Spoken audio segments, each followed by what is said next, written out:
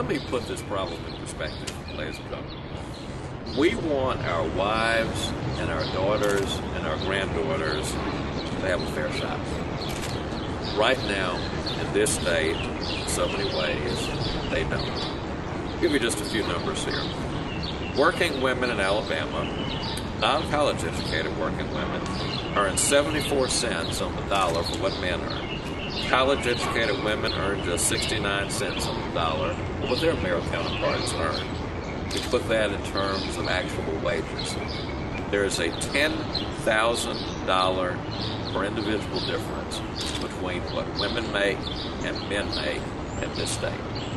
If they're college educated or have advanced degrees, there is a $20,000 median difference between what they make.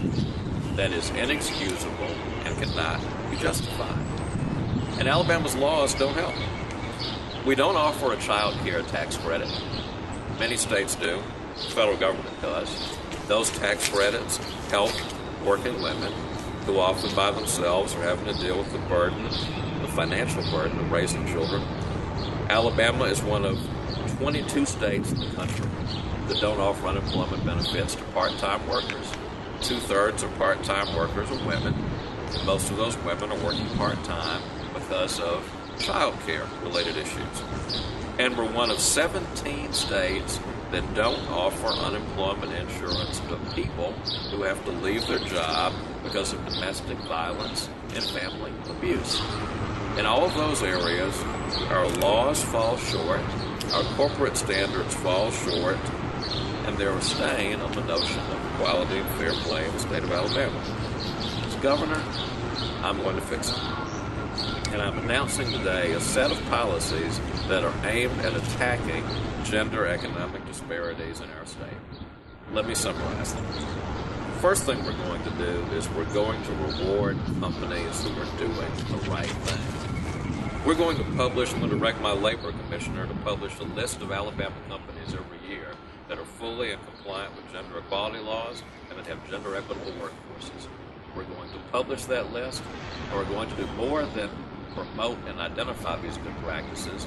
We're going to reward them. Because when contracts are issued in the state of Alabama, not only will we get rid of no-bid contracts, we're going to make gender parity at companies one standard of evaluation that the state will use when deciding whether or not to award a contract to a company. We're going to say that if you want to do business with Alabama, make sure that the women in your workforce are getting a fair shake. And related to that, one of the things that we're going to look at when we're deciding whether a company is gender equitable, we'll look at their leave policies. Right now is the federal baseline. 12 weeks of unpaid leave is the minimum required by federal law. Many companies, frankly, don't go beyond the federal baseline. We're going to reward companies that are willing to go further by giving more paid leave or by giving more flexibility to parents to take care of sick children. And we're going to, again, make that a factor that we will evaluate in determining whether a company is gender equitable, which will give it a better chance of getting state business. We're also going to offer a daycare tax credit. The cost of daycare in this state are affecting young families at every level of our economy. And we're one of a minority of states that don't offer any kind of tax credit to assist these families. But we need to do that. I've also talked in other settings, Lily, about the $500 a year working families tax credit I'm going to offer for families who stay in school, who do the right thing, who don't get in trouble. We're going to supplement that with a daycare tax credit for families in our state who are facing the cost, difficult costs, and financial burdens of daycare. And finally, we are going to rewrite Alabama's unemployment compensation laws to extend our social contract to part-time workers and to individuals who are forced out of work because of domestic violence. Last year, we had $105 billion on the table from Washington, D.C. from the stimulus package. And Alabama could have drawn down that money to expand and extend unemployment benefits. The governor turned it down. The Alabama legislature had the legal authority to override the governor. They declined exercising. And on top of that, last year when this governor's campaign started, the first debate we had was for the Business Council of Alabama. Democratic opponent and I were both on the stage, he had the same chance I did to take a stand on behalf of unemployed families in this state. And his answer was, quote, "I will not make the businesses of Alabama pick up that tab," quote unquote. And he said right there with Bradley Byrne and Tim James and Roy Moore, and said that he was against extending unemployment benefits.